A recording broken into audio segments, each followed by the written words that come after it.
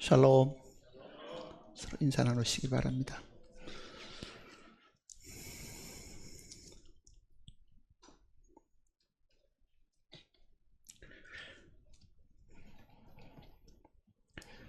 마태복음 1장은 예수님의 족보장인데요. 눈여겨볼 곳이 한 곳이 있습니다. 아브라함부터 쭉 이어나오다가 5절에 보면은 살몬은 라합에게서 오벳을 낳고 보아스를 낳고, 보아스는 룻에게서 오벳을 낳고, 오벳은 이새를 낳고, 이새는 다윗 왕을 낳으니라. 다윗은 우리아의 아내 솔로몬을 낳고,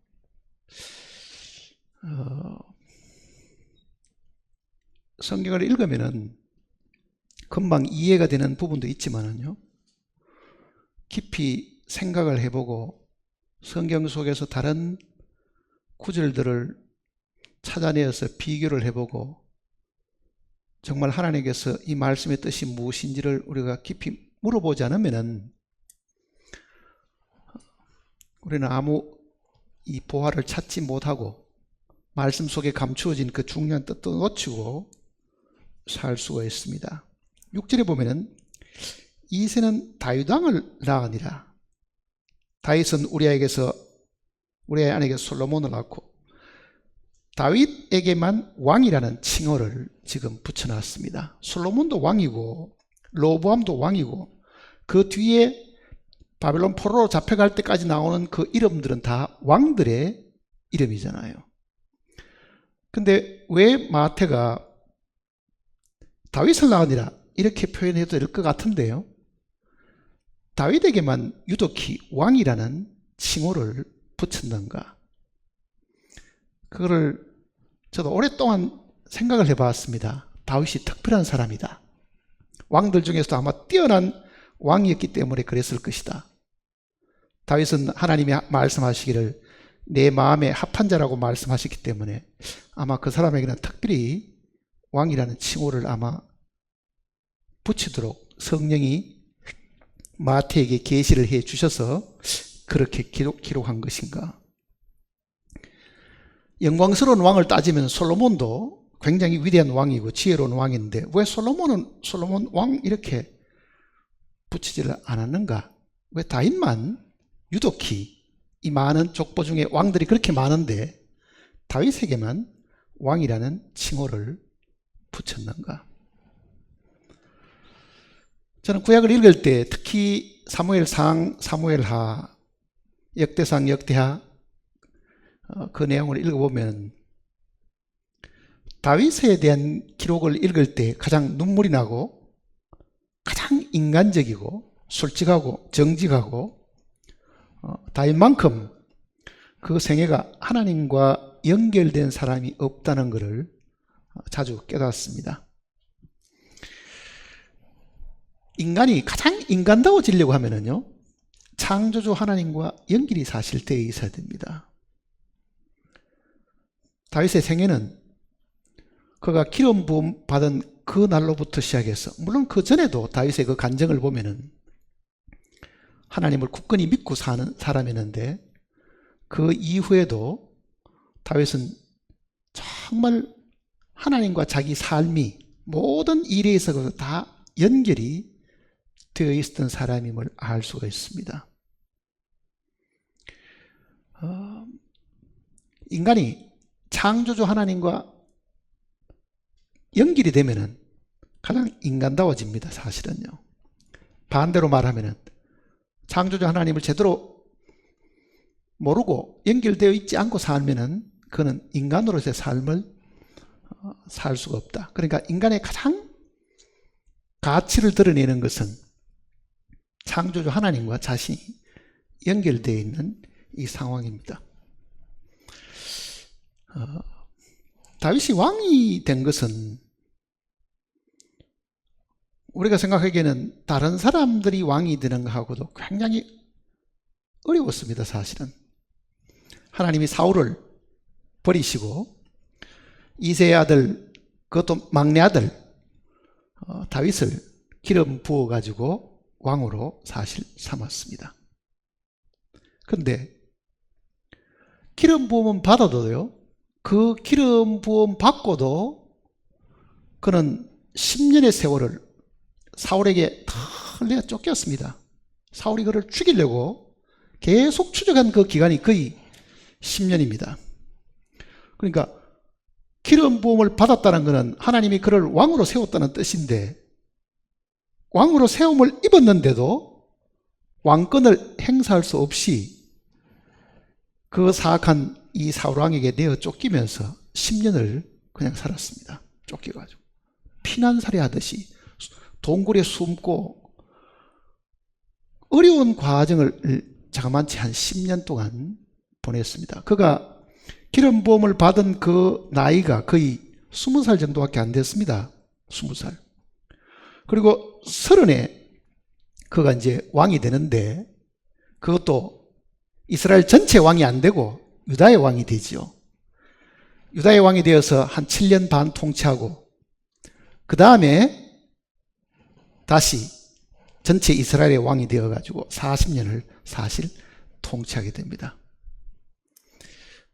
우리는 이 다윗의 생애를 잘 생각해 보면은 왜 하나님께서 다윗에게만 왕이라는 칭호를 붙였는가 하는 것을 알 수 있습니다. 오늘은 그 내용을 한번 생각해 보려고 합니다. 이거는 실제 오늘 우리하고도 굉장히 관련이 있는 겁니다.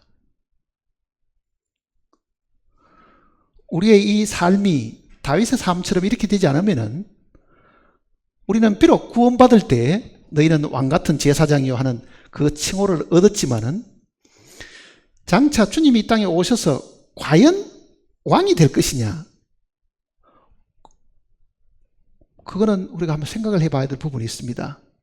많은 왕들이 있어도 왕의 칭호를 못 받은 사람이 있는 것처럼요, 정말 우리가 주님 앞에 갔을 때 주님을 섬기는 작은 왕들이 되어가지고 만왕의 왕이신 주님을 함께 섬길 수 있는 사람이 될 것이냐, 그거는 오늘 우리가 이 다윗의 생애 속에서 분명히 배워야 될 교훈이 분명히 있습니다. 사무엘상 16장을 보시면요,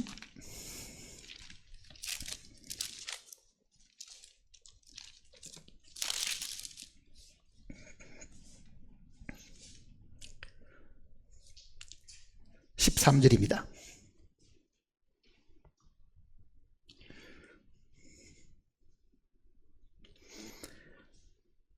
13절. 사무엘이 기름 뿔병을 가져다가 그의 형제 중에서 그에게 부었더니 이날 이후로 다윗이 여호와의 영이 영에게 크게 감동되니라. 자, 보통은 제사장이나 선지자들이나 혹은 이스라엘의 왕들은 기름 부으면은 그날 아니면 그 다음 날쯤은 왕위에 즉위합니다. 근데 다윗은 기름 부음을 받고도 한 10년을 쫓겨다니는 이 과정이 사실은 있었습니다. 그리고 그 10년의 그 세월 동안에 그는 피난 다니고 숨어 다니고 죽이려고 하는 사람을 정말 두려운 속에서 달아나야 될 그런 상황 속에 살았는데요, 그 10년의 세월이 무엇을 의미하는가 하는 걸 우리가 한번 생각을 해봐야 됩니다. 자, 다윗을 죽이려고 하는 사람은 하나님이 세운 왕입니다. 그도 사울왕이잖아요. 그런데 하나님이 사울을 불순종하는 일 때문에 버리셨고, 그런 마음이 더 사악해져 가지고 이 다윗을 죽이려고 이제 마음을 먹고 계속 추격을 하고 다닙니다. 근데 사울이 다윗이 기름 부음 받은 이 날로부터는요, 정신이 좀 이상해졌습니다.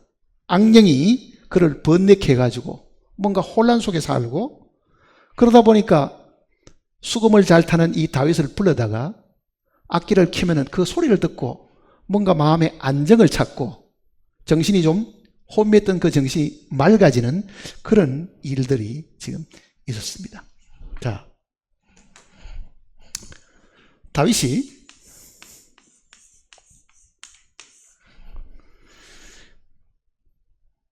왕을 섬겨야 되는데요.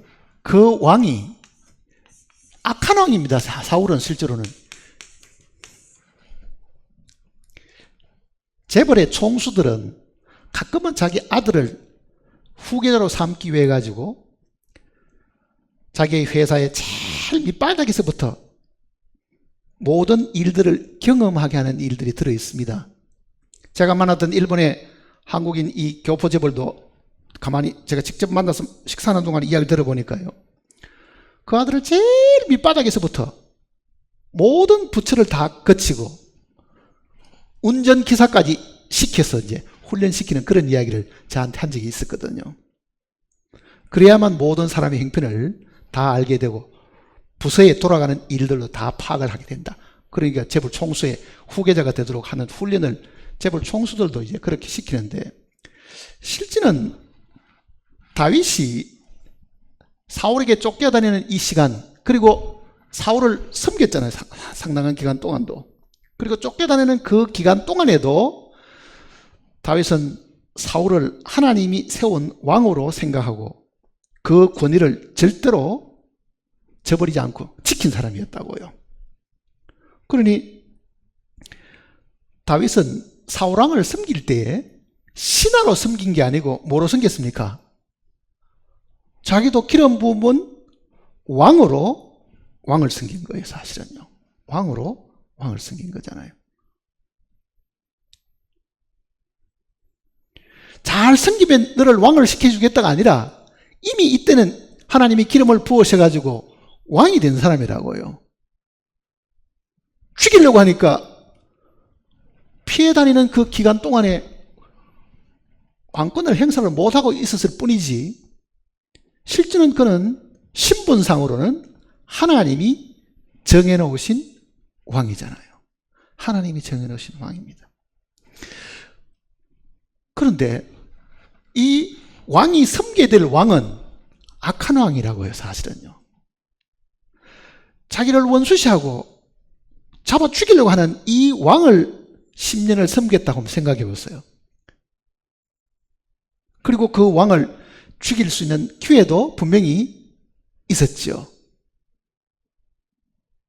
엔게디 동굴 속에 들어가 있을 때 왕이 용변을 보러 들어오는 그 순간에 옷자락을 베고 하는 그런 기사를 우리가 사실 읽어보면요, 분명히 이 악한 왕을 죽일 수 있는 기회가 있었는데도 다윗의 마음속에는 그 왕을 두려워한 것이 아니라 그를 왕으로 세운 누구를 두려워했습니까? 하나님을 두려워한 거죠. 사실은 하나님이 왕으로 세운 이 왕을 내 손으로 처리할 수가 없다. 사울왕이 겁이 난 게 아니라 사실은 그를 왕으로 세운 하나님을 마음속에 두려워하고 사실 있었죠. 결국은 나중에 이제 사울왕이 전쟁터에서 죽고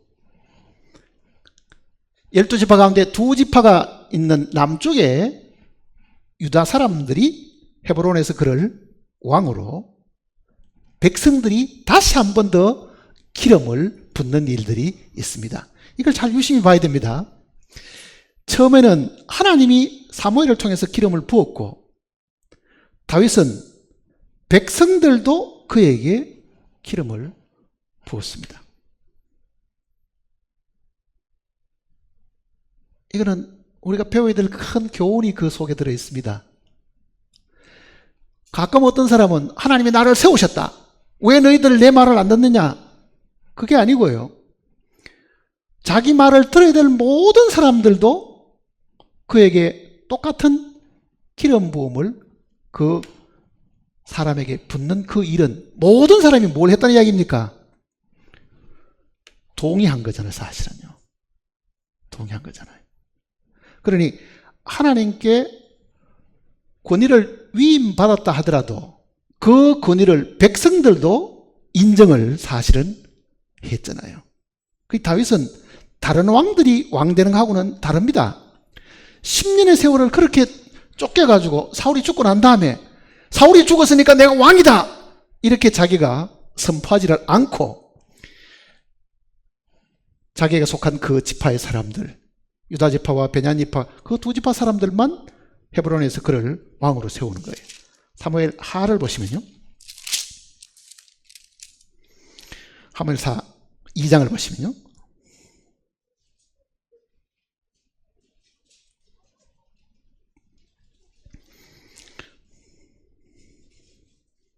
이 장 4절입니다. 유다 사람들이 와서 거기서 다윗에게 기름을 부어 유다족 속의 왕으로 삼았더라. 그러니까 남쪽에 요 지파들만 인정하고 나머지 10지파들은요 저 북쪽에 이스라엘 나라를 자기들이 꾸미고 있으니까 그 사람들은 사실은 인정을 하지 않았습니다.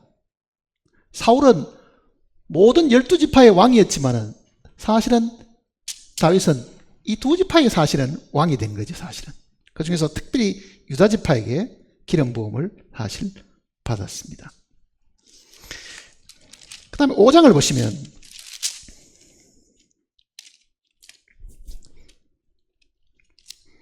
(3절입니다) 5장 3절에 이에 이스라엘 모든 장로가 헤브론에 이르러 왕에게 나오매 다윗 왕이 헤브론에서 여호와 앞에 그들과 언약을 맺으매 그들이 다윗에게 기름을 부어 왕으로 삼으니라. 다윗이 나이가 30세에 왕위에 올라 40년 동안 다스렸을 때 헤브론에서 7년 6개월 동안 유다를 다스렸고 예루살렘에서 33년 동안 온 이스라엘과 유다를 다스렸더라. 그러니까 제대로 왕이 되는 데까지 몇 년 걸렸어요? 17년 반이 걸렸습니다. 처음 하나님께로부터 기름 부음을 받고 이스라엘 전체 왕이 되는데 17년 반이나 기다린 거예요, 사실은요. 그리고 드디어 그가 이제 온 이스라엘의 왕이 되어가지고 다스리는 그런 이야기가 여기에 기록이 되어 있습니다. 그러니까 유다 지파가 기름 부을 그때도 나머지 지파들은 인정을 하지 않았다는 이야기잖아요. 쉽게 말하면 다윗왕으로 인정을 하지 않았다는 얘기거든요. 그거 인정받는데 자그마치 7년 반을 더 기다렸고 그리고도 그는 아무런 거기에 대한 불평을 하지 않았습니다. 자, 다윗의 생애 속에서 우리가 느끼는 것이 뭡니까? 하나님께서 그를 왕으로 세웠는데도 왕이 되는데 자그마치 그것도 전체 이스라엘 왕이 되는데 17년 반 동안을 그는 훈련받은 사람이잖아요. 훈련받은 거예요. 뭘 훈련받았겠어요? 나는 분명히 하나님이 기름 부은 왕이다라고 선포할 수 있는데도요 자기 입으로는 그 이야기를 안 합니다. 하나님이 그를 세워서 왕으로 삼으셨지만은 그거를 불평하거나 원망하거나 그러지 않고 오히려 사울에게 내어 쫓기는 기간이 10년, 이스라엘 전체의 왕이 되는데 7년 반을 더 기다려가지고 자그마치 온 이스라엘 다스리는데 17년 반을 기다려가지고 왕이 된 거죠. 그러나 건 이스라엘 이 열왕기 내용 속에도 한 명밖에 없었습니다. 다윗왕밖에 없잖아요. 다윗왕. 자, 다윗이 왕이 되는데 그 긴 세월이 걸린 것이 무엇을 우리에게 의미하는가를 생각을 해봐야 됩니다. 그는 정말 하나님이 세운 왕이었는데 왕이 왕 되는데도 그렇게 긴 세월이 걸렸다. 그 얘기입니다. 왕이 왕 되는데도. 이 내용은 우리가 익히 잘 아는 내용이기 때문에 굳이 성경을 다 찾지 않고 우리가 알고 있는 그 지식을 기초로 해가지고 생각을 해볼 필요가 있습니다. 사실 다윗이라는 사람은 이세의 막내 아들로 태어나가지고요 아버지 이세가 이 아들을 아들로 제대로 생각도 안 하고 지냈습니다. 그만큼 무시당하고 사는 사람이었어요. 왜? 사무엘이 하나님의 지시를 받아가지고 이세의 집을 찾아가가지고 아들들을 데려오라 그랬잖아요. 첫 아들부터 탁 데려오니까 인물이 아주 맛있게 생겼죠. 그래서 이 사람이 하나님이 기름 부으려고 하는 사람이구나 하고 있었더니 하나님이 사람은 외모를 보나 나는 중심을 본다. 그래 보니까 그만 그 사람도 아니지요. 그리고 7을 다 거쳐갔는데 안 나타났거든요. 그러니 사무엘이 하나님이 분명히 이세 아들 중에 왕이 있다 그랬는데 다 지내갔는데도 하나님이 지시를 안 해주니까 아들이 이게 전부 다 아냐 물어보잖아요. 막둥이가 있긴 한데 그거는 들판에 양치고 있습니다.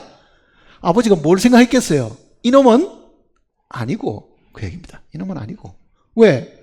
7 아들은 그런 대로 뭐가 될 것 같은데 이 막둥이는 이세가 보기에도요 별로 대수롭지 않으니까 불러들지를 않았습니다. 그는 처음에는 그 선발되는데 끼지도 못한 사람이었다고요. 어떻게 보면요. 그런데 사무엘이 데려오라 그러잖아요. 그러니 딱 앞에 섰는데 하나님께서 이 사람이 왕이 될 사람이라고 지시를 해주잖아요. 그러니 어떻게 보면은 다윗은 육신의 아버지에게 별로 인정도 못 받은 사람이잖아요. 근데 그 마음 속에는 하나님에 대한 굉장한 믿음이 사실은 있었습니다. 하나님에 대한 믿음. 그거는 골리앗을 맞서 싸우러 나갈 때를 보면요, 그 담대함이 하나님을 믿는 그 믿음에서 사실 나온 거거든요. 그러니 다윗의 이 생애라는 것은 부모가 인정을 해주지 않고 별로 사람들에게 눈에 띄지도 않는 그런 삶을 살긴 해도 하나님 눈에는 띄었던 사람입니다. 사실은요. 하나님을 마음속에 늘 두려워하고 경외하고 정말 그 하나님을 가장 두려워할 자로 그 마음속에 모시고 살았던 사람이 사실은 다윗이잖아요.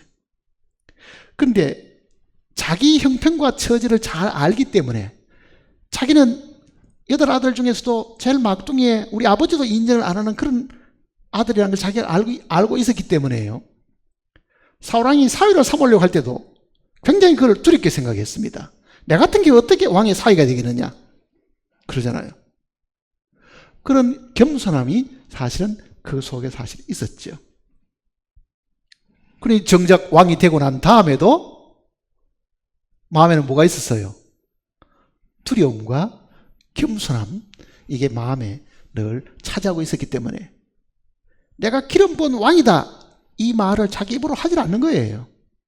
때가 오도록 기다리고 있잖아요. 하나님이 세우셨으면 하나님이 일을 하실 것이다. 근데 하나님은 그를 기름 부은 그날로 왕을 바로 안 세우고 악한 왕에게 내어 쫓기는데 10년을 허송세월 하듯이 보내게 되었고, 그리고 겨우 남쪽에 있는 요 지파에게만 왕으로 잠깐 인정받게 하더니 그것도 자그마치 7년 반 지나가지고 17년 만에 이스라엘 나라를 자기에게 왕으로 맡겼었다. 다윗 생각은 어떤 생각을 가졌을까요? 그 기간 동안에 하나님이 째짜시다. 나를 기름 부음 세웠으면은 오늘 아니면 내일 적어도 일주일 안에는 나를 왕으로 세우셔야 되는데, 아니 나를 기름 붓고 왕으로 세워놓고는 왜 나를 이렇게 하셨는가? 그 생각이 안 들어요. 만일 우리가 다윗의 입장이 있으면요, 우리의 이 성급한 마음 때문에 아니 다른 사람들은 기름 부쳐 말자 왕으로 세우고 선지자가 되고 다 제사장이 되는데 왜 나는 이 긴 세월을 이렇게 고난과 어려움과 쫓김과 이런 삶을 살도록 만드셨는가? 그거를 우리가 한번은 생각을 해봐야 됩니다. 뭐가 있었겠어요?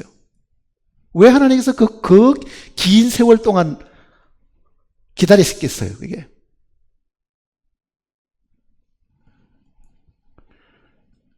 그게 마태복음에 다윗 왕을 낳으니라. 그는 정말 왕입니다. 하나님이 뽑으셨고 하나님이 훈련시키시고 하나님이 그에게 제대로 왕 되도록 하신 거예요. 자, 그걸 보면은 오늘 우리를 한번 보자고요. 우리도 구원받는 날 성경은 뭐랍니까? 너희는 왕 같은 제사장이요. 우리의 위치가 사실은 왕이 되었다는 겁니다. 우리도 구원받는 날 믿음으로 기름 부음을 받았습니다. 기름 부음을 받고 하나님이 우리를 보실 때는 분명히 우리도 장차 만왕의 왕을 섬기는 작은 왕들인데, 우리가 왕이 되려고 하면 뭐가 있어야 된다는 이야기입니까? 하나님이 인정하는 왕이 된다면 뭐가 있어야 된다는 이야기예요. 이거는 훈련의 과정이 반드시 있어야 됩니다. 그래야만 기름 부은 왕이 제대로 왕이 되는데, 다윗이 17년 반이 걸렸다고 하면은요, 우리는 온 생애가 다 필요할지도 모릅니다. 온 생애가.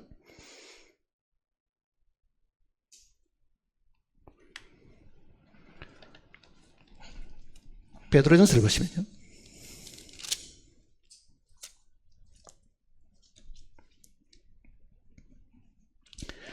(2장입니다) 베드로전서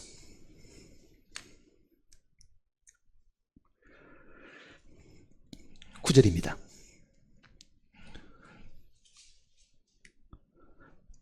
그러나 너희는 택하신 족속이요 왕같은 제사장들이요 거룩한 나라요 그의 소유된 백성. 왕같은 제사장이요, 이런 표현이 있죠. 왕같은 제사장. 이 용어를 잘 기억하셔야 됩니다. 계시록을 보시면은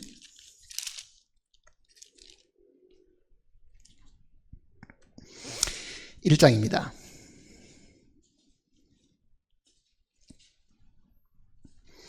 6절입니다. 1장 6절. 1장 6절. 그의 아버지 하나님을 위하여 우리를 나라와 제사장으로 삼으신 그에게. 여기 지금 나라와 제사장이라고 되어 있죠. 1장 6절에는.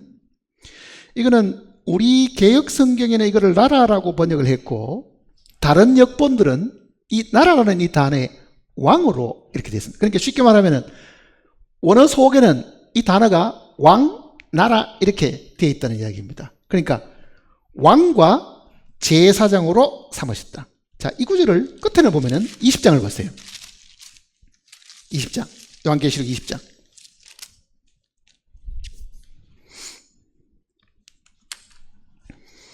여기가 답이 있습니다. 20장 6절 보세요. 20장 6절. 이 첫째 부활에 참여하는 자들은 복이 있고 거룩하도다. 둘째 사망이 그들을 다스리는 권세가 없고 도리어 그들이 하나님과 그리스도의 제사장이 되어 천년 동안 그리스도와 더불어 왕노릇 하리로다. 첫째 부활에 참여한 사람, 그게 우리들이잖아요. 우리가 휴거 전에 부활을 될 사람들입니다.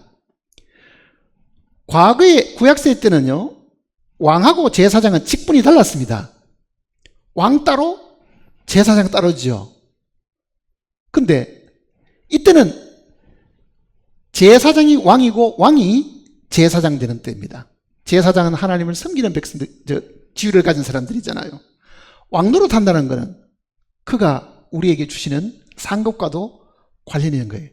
가장 가까이서 하나님을 섬기면서 우리도 하나님이 주시는 그 통치하는 권위를 물려받는 왕이 된다, 그 얘기입니다. 구원받은 성도들은 이 천년왕국 기간 동안에 주님 가까이서 섬기는 제사장이 될 뿐만 아니라 만왕의 왕을 섬기는 우리는 작은 왕이 된다는 것을 지금 이야기를 해주고 있는 겁니다. 그러니까 다윗의 이 생애와 우리의 삶을 한번 생각해 보세요. 다윗은 아버지가 왕이기 때문에 왕이 된 사람이 아닙니다. 그렇잖아요. 그런 이세의 집안의 목자였는데 하나님이 기름을 부어가지고 왕이 되었다고요. 우리는 태어날 때부터 하나님의 자녀가 아니고 왕족이 아닙니다. 우리는 죄인이고 평범한 사람이라고요. 근데 어느 날 우리가 예수 그리스도를 믿고 그날로 하나님의 아들이 된 거죠. 그날로 우리는 하나님 보시기에 왕같은 제사장이 된 사람들이라고, 사실은요. 원리상으로 보면 같은 원리입니다, 그게. 자, 우리의 죄를 그저 구원받은 것으로 하나님의 아들로만 삼아주신 것이 아니라 장차 우리가 누릴 영광을 주신 것이 왕이 된다는 것이거든요. 하나님을 섬기는 왕이 된다. 그 이야기를 지금 천연왕국 내용을 설명하는 여기에 지금 이야기하신 겁니다. 하나님과 그리스도의 제사장이여 천년 동안 그리스도로 더불어 왕노릇 하리로다. 왕노릇 하리로다. 자, 그러면 지금 우리가 왕이 된 것은 언제 왕권을 누릴 수 있다는 이야기입니까? 지금 누리기는 불가능하지요. 다윗이 기름 부음 그날부터 왕노릇 한 게 아니고 긴 시간 동안에 훈련받았고 자그마치 17년 세월이 지나고 난 이후에 그가 온 이스라엘의 사실은 왕이 되었습니다. 우리가 주님께로 부름받는 그날로 우리는 왕같은 제사장이 된 사람이기는 해도 지금 주님을 섬기는 왕들이나 제사장이 아닙니다. 그럼 우리는 왕이 아니냐? 왕이지만은 아직도 그 권한을, 왕권을 지금 위임받아가 통치하는 왕들은 아니지요. 기름 부은 왕이기는 해도 아직도 왕권을 행사 못하는 다윗처럼 우리 입장이 사실은 그런 거라고요, 사실은요. 근데 언제 그러면은 우리가 기름 부은 왕이 된 것의 권위를 나타내 보이냐? 다윗이 17년이라는 이 긴 세월 동안에 그가 하나님께 큰 훈련을 받고 이 기간 동안에 하나님이 그를 왕의 자질 있는 사람으로 사실은 삼으신 거거든요. 다윗은 하나님께서 말씀하시기를 내 마음에 합한 자다. 그런 말을, 내 마음에 합한 자다. 무엇이 하나님의 마음을 그렇게 기쁘게 했겠어요? 다윗이 하나님의 마음을 제일 기쁘게 한 것은요, 권위를 인정한 겁니다. 권위.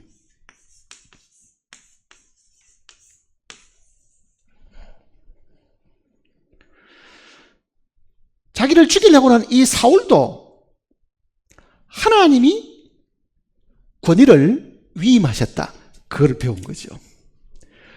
사울을 개인적으로 따지면은 이게 원수고 자기를 죽이려고 하는 사람이니까 자기도 그를 죽이고 싶은데 그렇게 못하는 거는 사울이 겁이 나서가 아니라 누구를 겁을 냈습니까? 사울에게 왕을 삼으신 하나님을 두려워한 거죠. 그러니까 그가 가장 두려워한 것은 하나님을 두려워하고 하나님이 세운 그 권위를 두려워한 것이었다고요. 다윗은 다른 왕들과 다른 것이 바로 그겁니다. 하나님이 세운 권위에 대한 100% 순종하는 사람이지 다윗은 거기에 대해서 이만큼도 의의가 없는 사람입니다. 그것을 두고 하나님은 내 마음에 합한 자다 그랬습니다. 내 마음에 합한 자다.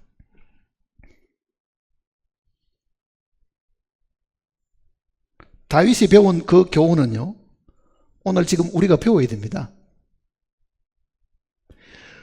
다윗이 정말 하나님의 그 권위를 인정하고 그거를 두렵게 생각하고 비록 자기를 죽이려고 하는 그 왕인데도 자기가 손을 대지 않은 것은 하나님의 그 권위에 대한 절대적인 순복이 있었기 때문에 사실 가능하잖아요.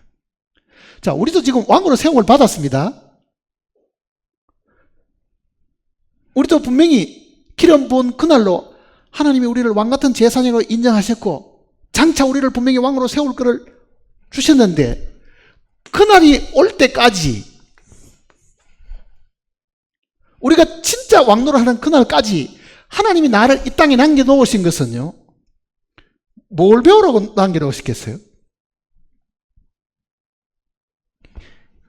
이 권위에 순종하는 것을 배우도록 하십니다. 그러니까 쉽게 말하면은 이 땅에 지금 기름 부음 받고 왕된 우리가 지금 훈련을 잘 받아야 나중에 제대로 하나님께서 인정하는 왕권을 물려받아 가지고 왕이 될 수 있습니다.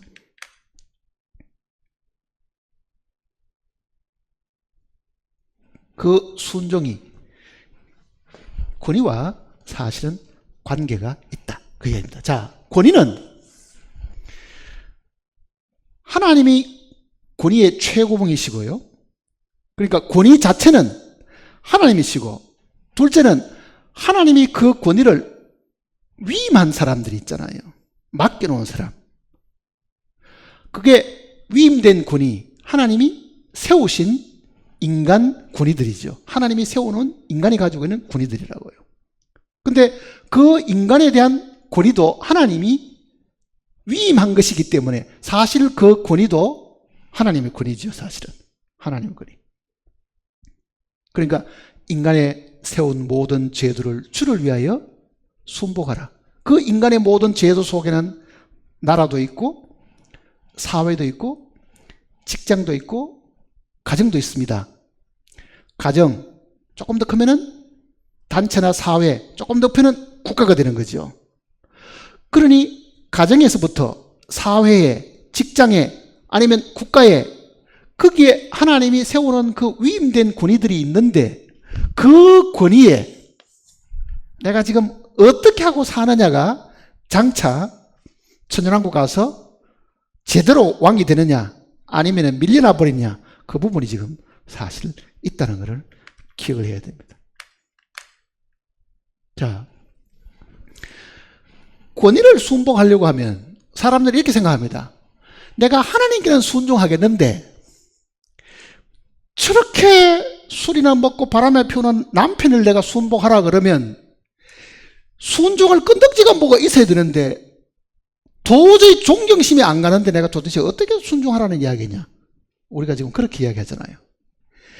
내가 순복을 해야 될 이 나라의 통치자가 내 마음에 하나도 들지 않고 내 뜻하고 전혀 맞지 않는데 그 지도자를 순복하라 그러면은 나는 할 수가 없어. 그게 모든 사람이 불평하는 이야기라고요. 우리 회사의 사장이 제대로 인간 같으면은 내가 그래도 정말 존경을 하겠지만은 하는 짓은 개망내 같고 악평을 하고 욕하고 무시하고 하는데 내가 도대체 어떻게 하라는 이야기냐. 그러니 사람이 내가 존경의 대상이 되면 존경을 하고 존경의 대상이 되면 존경하지 않겠다는 것이 모든 권위 밑에 사는 사람들의 생각들입니다. 그러면은 다윗은 어떻게 했어요? 다윗은 자기를 죽이려고 군대를 풀어가지고 계속 추격해 옵니다. 자그마치 그것도 10년 동안을.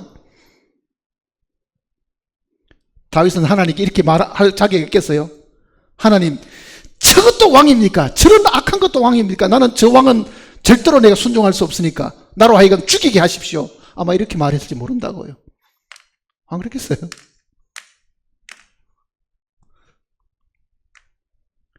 다윗의 순종은 그 사람의 상태에 있지 않습니다. 다윗의 순종의 기준은 어디 있습니까? 그 사람이 하나님이 세우느냐 세우지 않았느냐, 그게 있었다고요. 그 사람이 나에게 잘 대해주기 때문에 나는 순종하고, 그 사람이 나에게 못 대해주니까 나도 그 사람에 대해서는 존경심도 없고 순종할 마음도 없다. 그렇게 자기가 선택하지를 않았습니다. 다윗은요. 이 기록을 다 읽어봐도 다윗은 그렇게 하나님 앞에 불평한 적이 사실 없던 사람이죠. 죽일 기회가 분명히 가까이 있었잖아요. 동굴 속에 숨어 있으니까 먼저 숨어 있던 다윗은 들어오는 사람이 누군지를 금방 알아보잖아요. 눈이 깜깜한데 이미 적용돼 있었으니까. 얼마나 마음이 자기가 못 참는 마음에서가 칼로 가지고 옷자락까지는 뱄는데 목을 못 당긴 억울하겠지만은요, 나중에 그 옷자락 뱉는 것 때문에도 그는 양심에 고통이 사실 있었잖아요. 잘못했다는 금방 알았죠. 왜? 옷이란 거는 그 사람의 권위의 표징이잖아요. 왕의 옷이니까. 그러니 권위에 조금 자기가 흠집냈다는 것 때문에 마음에 큰 고통을 가지고 회개했던 사람이라고, 사실은. 자, 한번 생각해 보세요. 지금 내가 이 땅에 살아가는 동안에 가정을 한번 보라고요. 가정에서 내가 정말 왕이 되려고 하면, 장차 왕이 되려고 하면은 뭘 해야 되겠어요? 내가 지금 하나님께 기름 부은 왕입니다. 내가 해야 될 일이 뭐예요?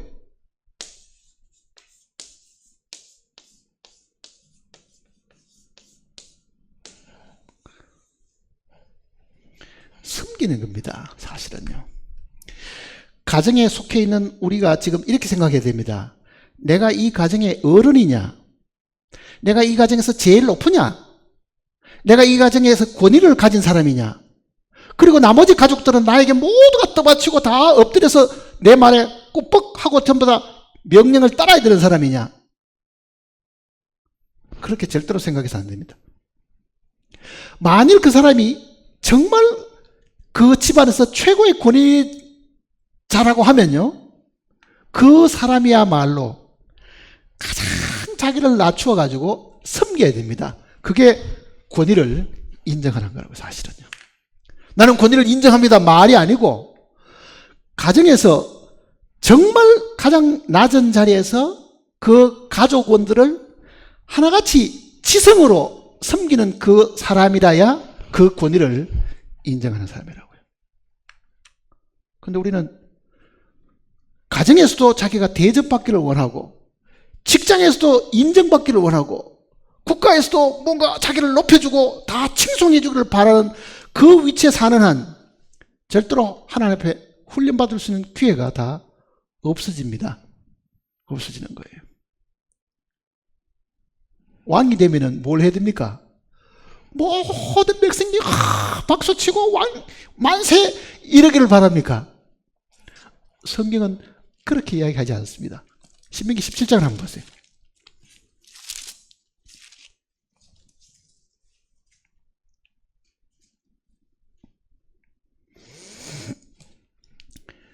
신명기 17장.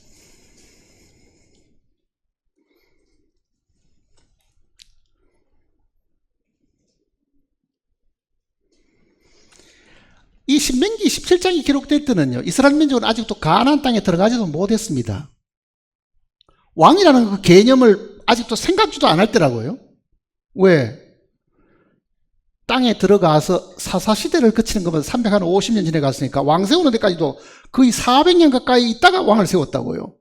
그런데 이미 400년 전쯤에 하나님께서 이 백성이 틀림없이 왕을 세우자는 것을 이론을 낼 걸 하나님이 아셨으니까 이걸 미리 지금 가르쳐 주신 거예요.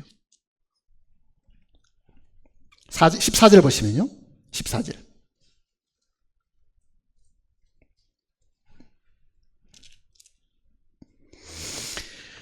내가 내 하나님 여호와께서 내게 주시는 땅에 이르러 그 땅을 차지하고 거주할 때에 만일 우리도 우리 주의 모든 민족들 같이 우리의 왕을 세워야겠다는 생각이 나거든.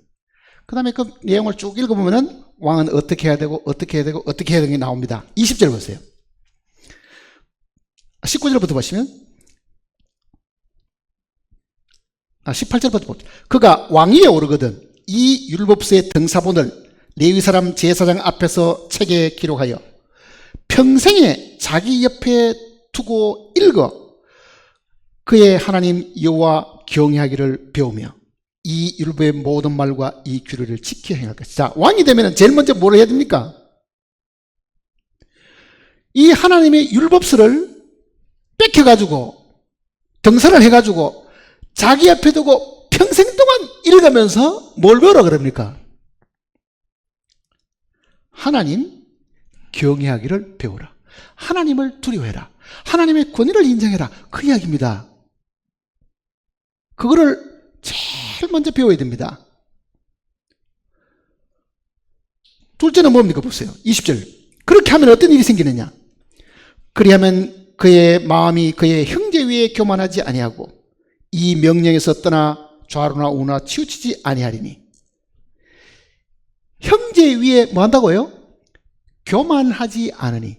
왕이 되었다 해야 그날로부터 어제까지 다 평민이었는데 자기가 높으니까 그 형제들을 전부 다 무릎 꿇리고 엎드려 절하게 만들고, 그게 아니고, 그 이야기입니다. 그게 아니고 왕은 반드시 백성을 섬겨야 된다는 것을 가르치는 거예요. 열왕기상을 보시면요, 열왕기상 12장을 보시면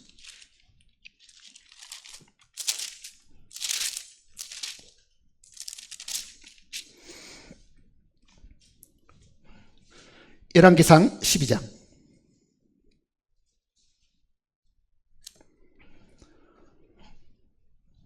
7절입니다. 7절. 대답하여 이르되 왕이 만일 오늘 이 백성을 섬기는 자가 되어 그들을 섬기며 좋은 말로 대답하여 이르시면 그들이 영원히 왕의 종이 되리이다. 자, 왕이 해야 될 거는 뭐냐? 나는 왕이니까 전부 다 무릎 꿇어 나에게 엎드려서 절해가 아니라 뭘 하는 이야기입니까? 백성을 섬기라. 그래서 백성을 섬기라. 백성을 섬기는 것은 뭐냐? 그게 왕노릇 하는 겁니다. 왕은 왕권을 휘둘러 가지고 억압하고 세금을 많이 착취하고 모든 사람들로 하여금 전부 다 자기에게 절하게 만들고 자기가 존경받는 것이 아니라 왕이 해야 될 제일 큰 미덕은 뭐냐? 백성이 종이 되어야 된다. 그 내용이 백성의 종이 되어야 된다. 누구든지. 자, 그러면은 우리도 왕된 사람인데 뭘 해야 되겠어요? 백성의 종이 되어야 되는데 내가 대한민국에 5천만 백성을 못 섬긴다 하더라도 최소한 가정에 있는 백성은 내가 섬기려고 마음은 먹어야 됩니다. 사실은요. 그런데 그 가정에서도 그 몇 사람 안 되는 가족 안에서도 그들은 피우고 내가 남편인데 내가 그래도 돈을 벌어오는데 그래도 내가 이 집에서 뭐인데 하면서 예를 들어서 자기 위치를 계속 주장하고 내세우게 되다 보면은요 자기는 다스리는 사람이 되려고 하는 것이지 섬기는 사람이 되려고 하는 것이 아니다. 그 얘기잖아요. 다스리는 사람이. 그러니 이 땅에 있는 동안에 우리가 왕으로서의 제대로 훈련을 받으려고 하는 뭘 해야 돼요? 섬기는 걸 배우도록 하는 거예요. 섬기는 거. 그게 하나님이 오늘 우리에게 주시려고 하는 교훈입니다.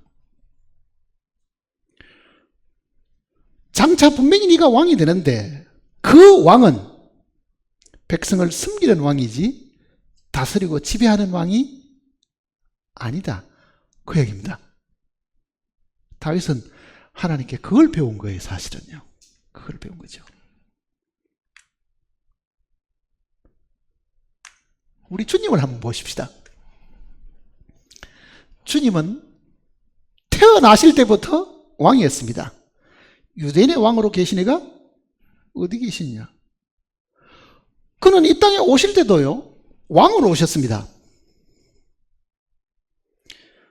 빌라도 앞에 섰을 때 뭐라고 말합니까? 내가 왕이다 그러잖아요.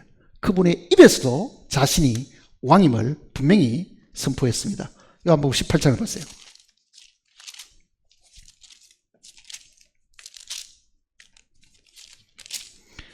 요한복음 18장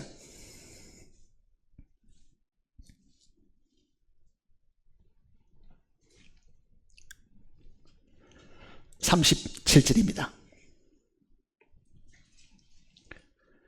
37절. 빌라도가 이르되 그러면 내가 왕이 아니냐? 예수께서 대답하시되 내 말과 같이 내가 왕이니라. 내가 이를 위하여 났으며 이를 위하여 세상에 왔나니 곧 진리에 대하여 증언을 함이로다. 예수님은 자신이 왕임을 분명히 밝혔습니다. 내가 왕이다. 그리고 그 일 때문에 내가 이 세상에 왔는데 그 얘기도 하잖아요. 아니 예수님은 이 땅에 오신 그날 왕이었습니다.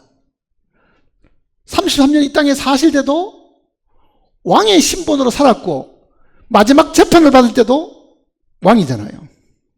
그리고 나중에 십자가에도 나사렛 예수 유대인의 왕 배척하는 사람도 그게 그분이 왕이었음을 시인하고 거기에다가 팻말까지 붙여줬습니다. 왕이라고.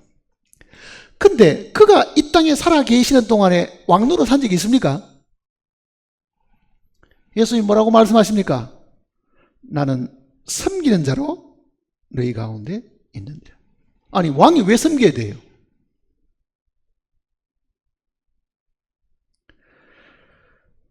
그 왕이 다스릴 나라는 이 땅이 아닙니다. 그래서 36절이 있는 겁니다. 보세요. 예수께서 대답하시되 내 나라는 이 세상에 속한 것이 아니니라. 만일 내 나라가 이 세상에 속한 것이었더라면 내 종들이 사와 나로 유대인에게 넘겨지지 않게 하였으리라. 이제 내 나라는 여기에 속한 것이 아니라, 땅에 있는 이 나라가 아니라 실제 그가 다스릴 나라는요, 만왕의 왕이시니까요, 이스라엘 땅에 그 조그마한 지역의 왕 되는 것뿐만 아니라 뭐가 있습니까? 장차 그가 다스릴 나라는 온 우주 전체잖아요. 온 우주 전체. 대한민국의 왕 되기를 원합니까? 천년왕국 기간 동안에. 예? 그것도 나만의 왕이 되기를 원합니까? 자, 다윗이 그러했던 것처럼요, 우리 주님도 분명히 왕이시는데 한 번도 이 땅에 왕 냄새를 풍긴 적은 없죠.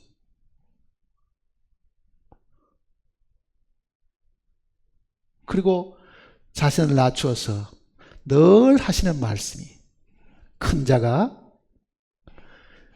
누구든지 큰 자는 반드시 섬기는 자가 되어야 된다. 가장 큰 자는 왕인데요, 왕이라고 하면은 반드시 섬기는 자가 되어야 된다. 그거를 누누이 가르쳐 주신 거예요. 누누이 가르쳐 주신 거예요. 그거를 지금 오늘 우리가 분명히 잘 기억하고 있어야 됩니다. 주여 나를 기름 부어서 왕으로 삼으셨고, 왕을 섬기는, 만왕의 왕을 섬기는 작은 왕으로 나를 삼으셨는데, 주님이 내가 이 땅에 있는 동안에 그 영원한 나라의 왕이 되는 그 훈련을 지금 시키고 있으니까 나는 여기에 순종하겠습니다. 그 훈련의 기본이 섬기는 겁니다. 왕된 자는 반드시 백성을 섬겨야 된다 그러잖아요. 왕된 자는. 마태복음 20장을 보시면요,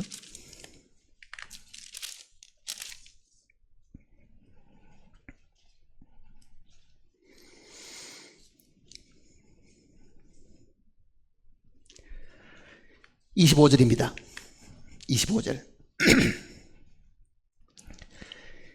예수께서 제자들을 불러다가 이르시되 이방인의 집권자들이 그들을 임의로 주관하고 그 고관들이 그들에게 권세를 부린 줄 너희가 알거니와. 세상은 다 이렇다는 이야기입니다. 세상의 왕들, 세상의 집권자들은 뭐 한다는 얘기입니까? 높은 자리 올라가면 전부 다 권세를 부린다. 그 말이 뭐예요? 전부 다 자기가 대접받고 산다, 그 얘기잖아요. 섬김을 받고 살지만은, 그 뜻입니다. 26절은 너희 중에는 그렇지 않아야 하나니. 오늘 우리도 그게 포함이 됩니다. 너희 중에 누구든지 크고자 하는 자는 너희를 어떠다고요? 섬기는 자가 되고, 너희 중에 누구든지 어뜸이 되고자 하는 자는 모든 사람의 뭐가 된다고요? 종이 되어야 하리라. 자, 섬기기는 섬기는데 종처럼 섬깁니다. 우리가 종으로 섬기는 거잖아요. 종으로. 어떤 사람의 종으로 섬기는 겁니다. 이게 얼마나 어려운 일일 것 같아요, 사실은요. 근데 우리 주님도 종으로 우리를 섬겼습니다. 우리 주님께서도.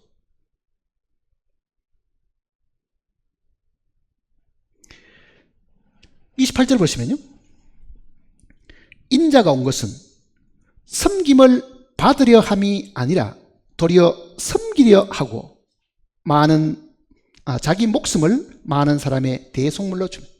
자, 주님이 이 땅에 오신 것도 그 당시에 살아 계실 때도 제자들에게 섬김을 받으려고 한 게 아니고 뭘 했답니까? 그 제자들을 섬겼습니다. 발도 씻어주고. 그렇잖아요. 그러니 주님이 당시에 살아 계실 때도 사람을 섬기셨고 그 얘기입니다. 섬기는 자로 주님이 그들 가운데 계셨고, 장차 주님 만날 때는요, 그때도 주님이 우리를 섬기십니다. 누가복음 보세요. 12장을 보시면,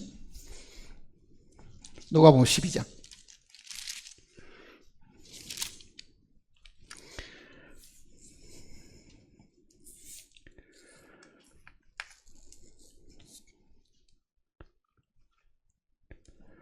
누가복음 12장 37절입니다. 주인이 와서 깨어있는 것을 보면 그 종들은 복이 있으리로다. 내가 진실로 너희에게 이르노니 주인이 띠를 띠고 그 종들을 자리에 앉히고 나와 수종 들리라. 여기 주인은 주님을 말합니다. 주님이 이 땅에 다시 오셔가지고 띠를 띠고, 마치 제자들의 발을 씻었을 때도 수건으로 띠를 하신 것처럼 섬기는 자의 자세가 허리에 띠를 두르는 거거든요. 띠를 띠고 뭐 한다고요? 종들을 자리에 앉히고, 자, 주인이 종들을 자리에 다 앉히고 뭐 한다고요? 수종 들리라. 자, 예수님은 이 땅에 오셨을 때도 섬기러 오셨고, 장차 재림을 하셔도 제자된 우리들을 뭐 하십니까? 왕의 자리에 앉혀주고 또 수종을 드신다. 만왕의 왕이신데도 수종을 드신다. 이렇게 표현한 겁니다. 이게 얼마나 놀라운 이야기 같아요. 우리가 상상하는 주님은 어떻습니까? 탁 높은 자리에 보호자에 앉아가지고 말 한마디만 하면 막 온 천하가 벌벌 떨 것 같은데, 주님이 다시 오시게 되면 그의 제자들을 다 자리에 앉히고 그네들을 또 수종을 드시는 그런 주님으로 묘사를 해주신 거잖아요. 그러니까 세상의 왕들이 누리는 그 우리가 늘 생각하던 그런 권위하고 하나님이 말씀하시는 이 권위하고는요 다르죠. 이거는 섬기는 권위잖아요. 어떻게 보면 섬기는 권위.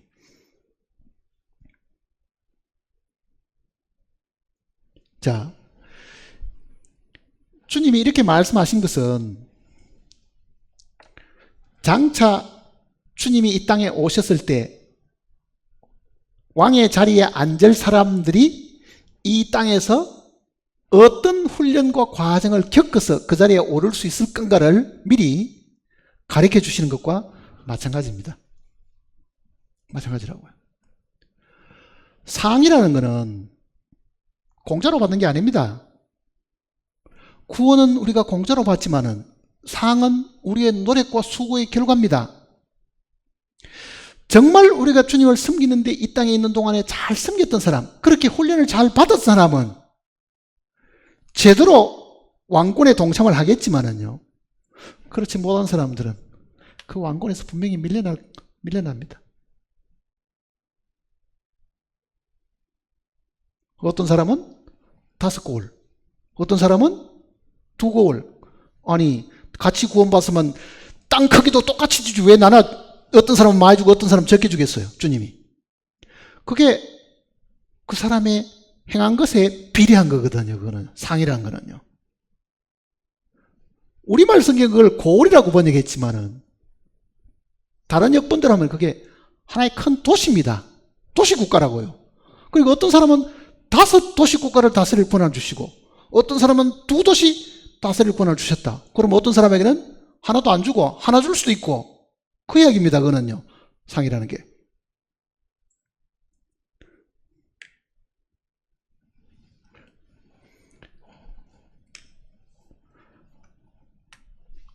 그러니 우리가 만일 이름뿐인 왕이 되지 않고 실질적으로 나중에 왕권을 행사하는 그 때가 왔을 때 우리가 그 위치에 쓴다고 하면 그거는 지금 우리가 이 땅에 살았던 것에 대한 보상이다는 걸 기억해야 합니다.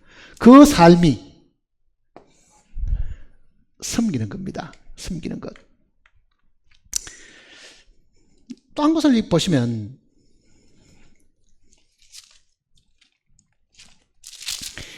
주님이 지금 이야기하신 이 내용은 몇 군데 나와 있습니다. 마가복음 한번 보시면요. 마가복음 10장을 보십시다.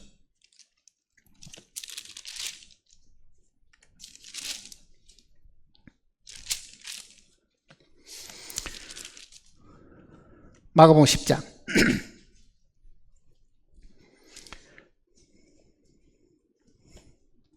42절입니다. 마가복음 10장 42절. 예수께서 불러다가 이르시되 이방인의 집권자들이 그들을 임의로 주관하고 그 고관들이 그들에게 권세를 부리는 줄 너희가 알거니와 너희 중에는 그렇지 않을지니 너희 중에 누구든지 크고자 하는 자는 너희를 섬기는 자가 되고 너희 중에 누구든지 어뜸이 되고자 하는 자는 모든 사람의 종이 되어야 하리라. 이걸 기억해야 됩니다. 만일 천년왕국에 가서 내가 정말 어뜸이 되고 싶다, 여기 이 기록대로 가장 큰 자가 되고 싶다, 제대로 왕이 되고 싶다고 하면은 뭘 하라고요? 모든 사람이 뭐 하라고요? 종이 되라. 섬기는 제 섬기되 그를 종으로 섬기는 거잖아요. 종이 되라. 그러니까 가장 작은 자라야 지금 하나님 앞에 가서 가장 큰 자가 사실 될 수 있는 겁니다. 가장 작은 자가 되어야. 사도 바울은 이 교훈을 주님께로부터 진작 배웠습니다. 주님께로부터. 사도 바울은 자기는 모든 사람의 종이 되어 섬기는 자가 되어, 그 표현을 바울이 몇 번 했습니다. 고린전서 9장을 보시면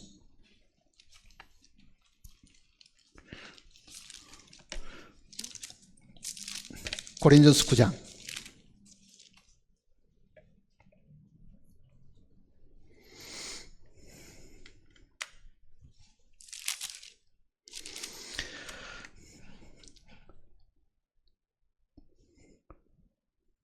19절입니다. 9장 19절.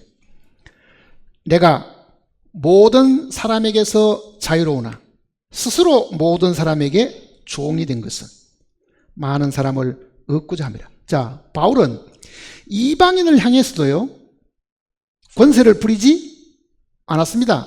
나는 하나님이 세운 사도다, 하나님이 나를 보내셨다, 이방인을 향해서도 그렇게 그 권세를 내세워가지고 억압하거나 다스리거나 그런 사람이 아니었습니다. 오히려 뭘 했어요? 섬겼다 그랬잖아요. 종이 되었다, 그 얘기를 하죠. 고린도 후서 4장을 보시면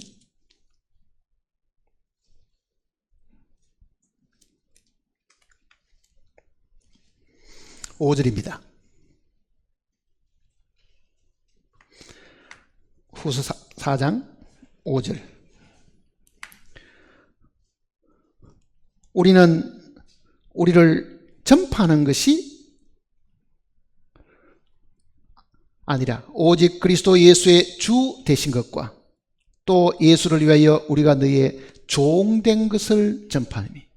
이방인을 향해서도 종이 되었지만은 그는 믿는 사람을 향해서도 뭐가 되었습니까? 종이었습니다. 위대한 사도가 자기가 종이 된 거예요. 예수님이 사람들 사이에 섬기는 자가 종이 되신 것처럼 바울도 그랬습니다.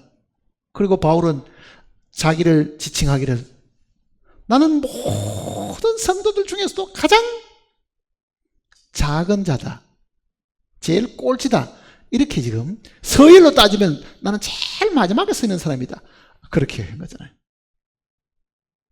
그거는 바울이 지어낸 이야기가 아닙니다. 바울은 자기가 사도들 중에서도 가장 작고 성도들 중에서도 가장 작다고 말한 거는요, 가장 낮은 사람, 위치에 있는 사람이 섬기는 사람이거든요. 그러니 세상 사람을 향해서도 종이고 성도들을 향해서도 종이고 자기 위치가 항상 낮은 곳에 있다. 왜 그랬겠어요? 주 예수님께 그 교훈을 분명히 배웠겠죠. 정말 큰 자가 되기를 원하면 가장 작은 자가 되어야 주님 옆에 가서 가장 큰 자가 된다는 것을 배운 거예요, 사실은요. 오늘 구원받은 성도들이 주님이 자기를 구원해 주신 것은 다 기억하고 있지만은요, 장차 우리가 그 나라에 갔을 때 받을 이 상급을 깊이 생각하고 사는 사람이 너무 많습니다. 저절로 주어지는 것이 아닙니다. 종으로 섬기는 사람들이 받을 수 있는 상급들입니다. 그게. 그러면 한번 보세요. 나는 이 가정에 섬기는 사람으로 살고 있느냐? 나는 우리 회사에 섬기는 사람으로 살고 있는가? 나는 내가 속해 있는 이 단체에 섬기는 사람으로 있는가? 나는 이 나라에도 섬기는 사람으로 살고 있는가? 세상은 다 존경받고 박수받고 칭찬받기를 원하지만은요, 그리스도인은 반대가 되어야 됩니다. 사실은요. 이방인들의 집권자들은 이렇게 하지만 그러잖아요. 예수님께서도. 이방인의 집권자들하고는 우리는 달라야 됩니다.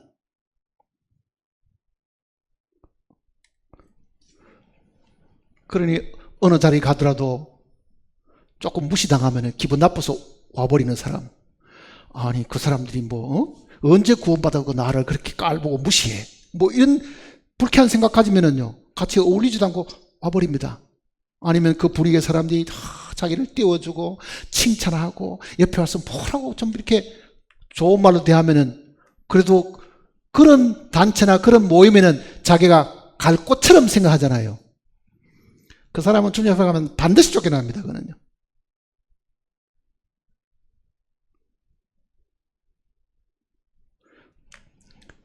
구약시대 때는 다윗이 우리에게 이 모델로 보이셨고, 신약에는 바울이 모델이었습니다. 자세히 읽어보면요, 모델이었다고요. 그 본래의 모델은 주님이시지만은 그 주님을 가장 잘 본받은 다윗이 자기의 실질적인 생활을 우리에게 가르쳐 주면서 내가 모든 사람의 종이다. 모든 사람의 종이다. 사도들 중에서도 내가 가장 작고, 성도들 중에서 내가 가장 작은 자고, 그리고 우리 주님이 섬긴 자로 우리 중에 계신 것처럼 나도 너희를 섬기는 종으로 내 가운데 있다. 이렇게 지금 이야기한 거잖아요. 왜 그렇게 했어요? 그 사회, 그 인간 조직도 하나님이 만들으셨고, 그 악한 왕일지라도, 악한 지도자라 할지라도 하나님이 그에게 권위를 부여하셨다고 하면은 나는 그 사람 뒤에 있는 하나님의 권위를 두려워하겠다. 그거잖아요. 다윗이 그걸 배운 사람이라고요. 그래서 그가 왕이라는 칭호를 잊어버리지 않고 유지하게 되고, 결국은 그 다윗 왕의 그 계보는 절대로 없어지지 않고 다윗의 그 왕위에 예수님이 만왕의 왕으로 오시는 거거든요. 그건 굉장히 놀라운 겁니다. 사실은요. 다른 왕들은 다 망하고 없는데 다윗만 지금 왕위가 이어져 가지고 그 가게에 주님이 만왕의 왕으로 다시 오시는 거거든요.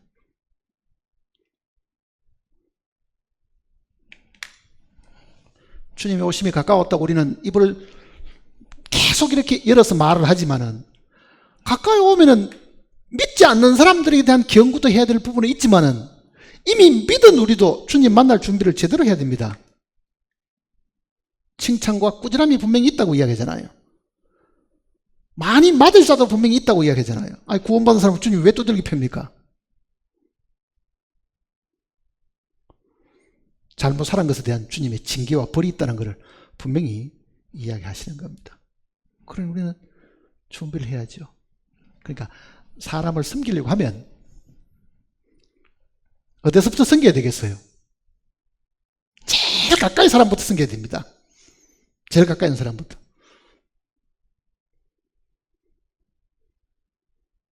자기 집안 사람부터 먼저 섬기고, 사람을 섬기는 것이 아니라 그 뒤에 있는 하나님을 섬기는 거잖아요. 하나님을 두려워하는 거잖아요.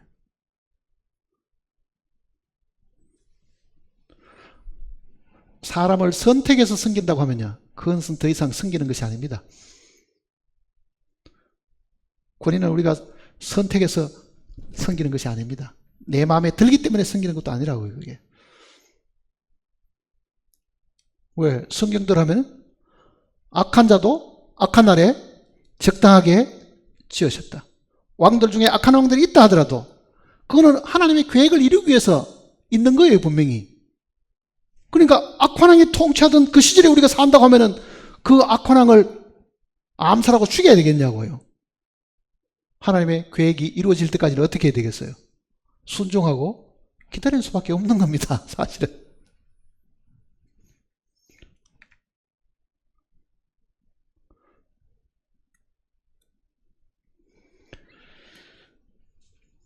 다윗이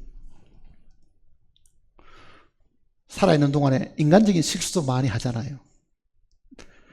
신실한 남편 같지도 않고, 어떻게 보면요, 살인도 하고 거짓말도 하고 가람도 행해가지고, 그런데도 그는 그때그때마다 하나님이 자기와 연결되어 있다는 걸 분명히 아는 사람이라고요. 그러니까 한 생애가 분명히 하나님의 인도하심 속에 항상 그 하나님을 순종하고 살았던 사람이에요. 범죄한 이후에도 하나님이 보낸 나단 선지자의 그 경고를 듣고 그 자리에서 엎드려서 하나님께 회개하는 그런 신실한 사람이었잖아요. 사울은 그렇지 않았습니다. 변명하고 이유를 대고. 그는 하나님을 섬기는 사람이 아니죠, 변명하는 사람들은. 그러니까 우리의 삶이 앞으로 얼마일지는 모릅니다. 지금 우리가 말이 다윗이 17년을 그렇게 고생을 당했다고 이야기하지만요, 우리는 1년 반도 그렇게 고생 당하는 것도 아마 못 견딜지도 모르는 사람이잖아요. 1년 반도.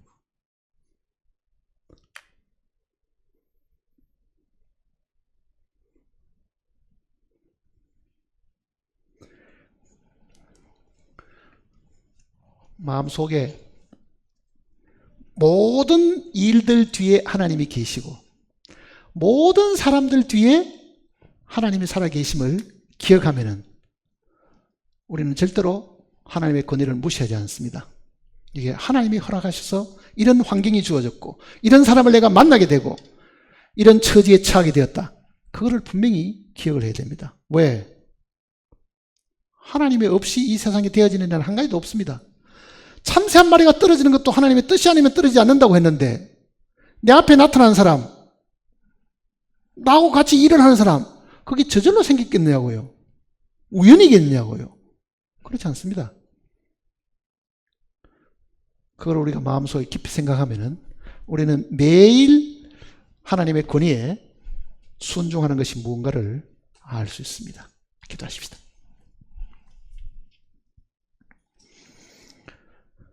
아버지 하나님,